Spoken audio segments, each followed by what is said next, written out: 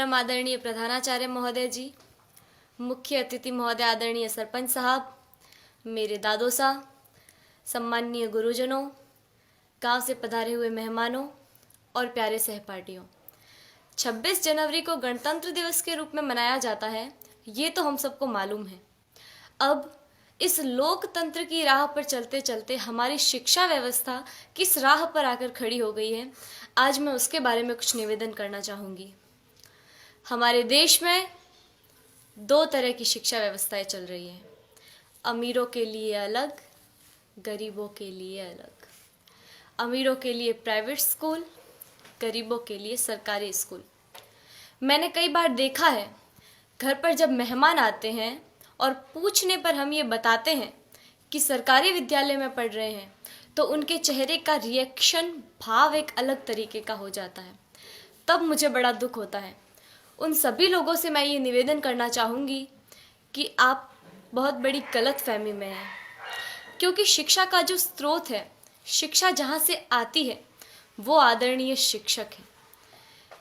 शिक्षा ऊंची बिल्डिंगों से, बड़े बड़े गार्डन से, अच्छी बसों में सफ़र करने से या एसी रूमों से शिक्षा नहीं आती है। शिक्षा आती है शिक्षकों से, और वहाँ पढ़ा रहे सभी शिक्षक राजस्थान सरकार या किसी भी सरकार द्वारा आयोजित शिक्षकों को चयनित करने की परीक्षा में असफल रहे हुए लोग हैं, जिनको सरकार ने शिक्षक बनाने से इनकार कर दिया है।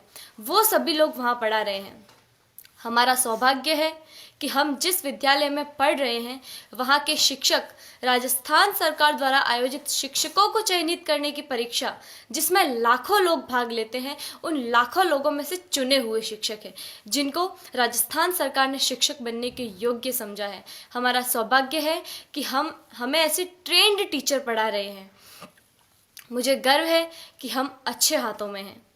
मेरे दादो सा आदरणीय जय सिंह जी देवल यहाँ विराजे हुए हैं, जो मुझे कभी कभी एक बात कहते हैं कि जितने भी IAS, RAS या सरकार के किसी भी उच्च पद पर लगे हुए ऑफिसरों में से ज़्यादातर ऑफिसर्स सरकारी विद्यालयों में पढ़े हुए हैं और सरकारी विद्यालयों से ही उत्तीर्ण हुए हैं।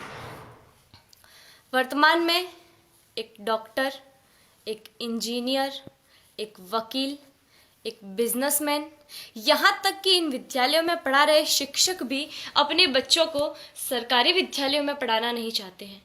आखिर क्या कारण है? इसका कारण है संसाधनों का अभाव।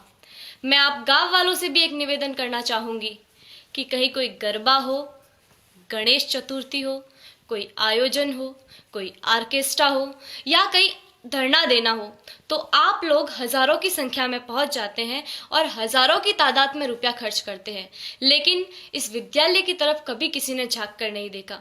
इस विद्यालय की ओर देखने का किसी को भी समय नहीं है। मैं आप गाँव वालों से ये निवेदन करना चाहूँगी कि जितना जोश आप उधर उन कार्यक्रमों में दिखाते हैं, उतना ही जोश आप इधर इन विद्यालयों के लिए दिखाएं। भविष्य में संजोगवश हम सरकारी विद्यालयों में पढ़ रहे छात्रों में से कोई प्रधानमंत्री या और कुछ बन गया, तो सबसे पहले तो हम ये कोशिश करेंगे कि भारत की तमाम सरकारी स्कूलों को एक उच्च स्तर पर ले आए, ताकि भविष्य में भारत में एक ऐसा समय आए कि सभी बच्चे सरकारी विद्यालय में पढ़ रहे होंगे। मुझे जो कहना था वो कह दिया। मैंने जो कहा वो गलत है या सही, मुझे नहीं पता। इसका निर्णय तो आप लोग ही कर सकते हैं। मेरे जो मन में था वो कह दिया। अब मुझे बहुत अच्छा महसूस हो रहा है। जय हिंद, जय भारत।